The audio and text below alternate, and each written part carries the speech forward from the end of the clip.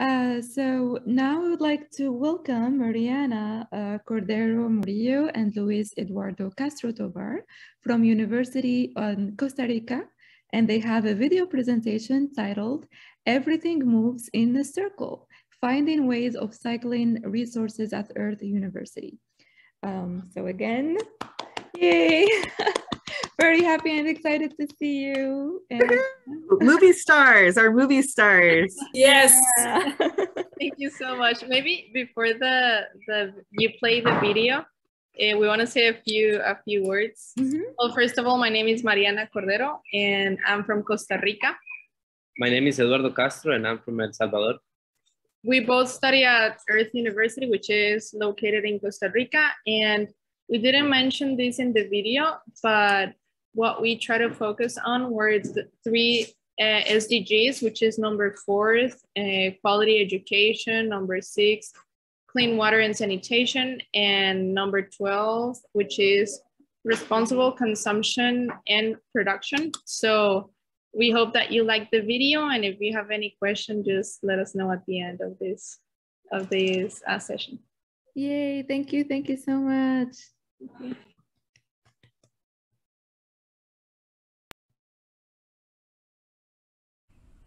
Hey everyone, welcome to Earth. Earth University is a 9,400-acre student farm dedicated entirely to educating future agricultural engineers. Here, students from all over the world come to learn not only about the science of agriculture, but also entrepreneurship, community development, and sustainability. Our big farm is subdivided into smaller farms, which are dedicated to specific activities, such as agronomy, agroforestry systems, and others. All these farms help the students connect to the land through science. These farms are interconnected in such a way that all the resources we find here can be used effectively, so we can generate as less waste as possible. 2 examples of this are the organic banana farm and the biodigesters. Follow us.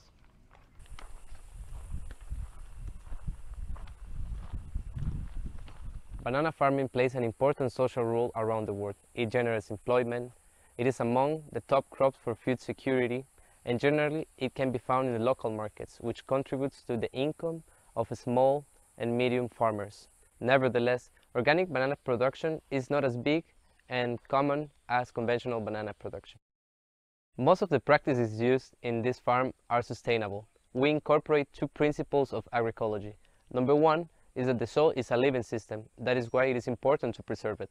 And number 2, we reduce as much as possible external inputs. However, inorganic fertilizers and chemical pesticides are not used at all. Having said this, the organic farm is a closed system where most of the products used come from the same farms. The main source of nutrition comes from the banana waste, which is put into the compost pile, and during the decomposition process, lixiviate is produced. This nutritious liquid is then applied to each plant. The same waste that is left behind in other farms, we use it here to feed the plant. Diversity is key for sustainable crop production. The farm is the association of several mosases types. For example, plantain and red banana, baby banana and red banana.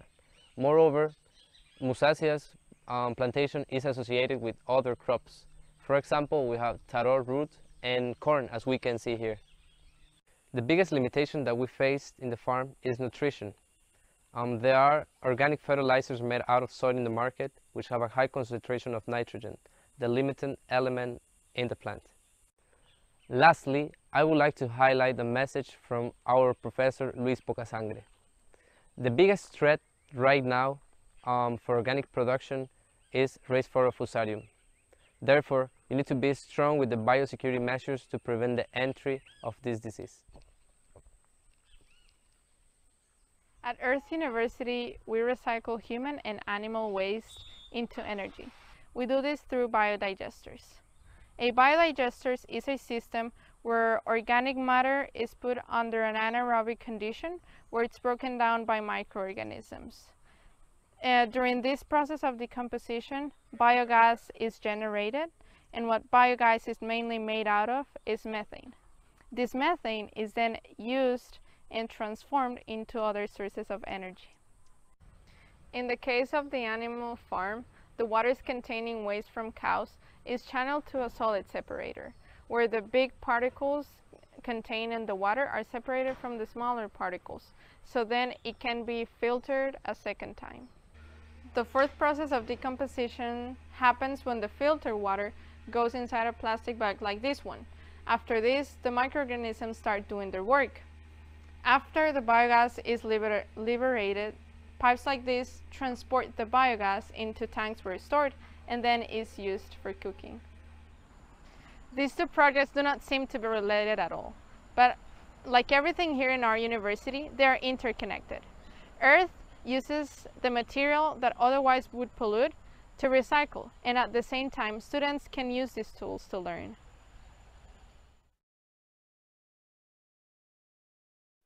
Whoa, so inspiring.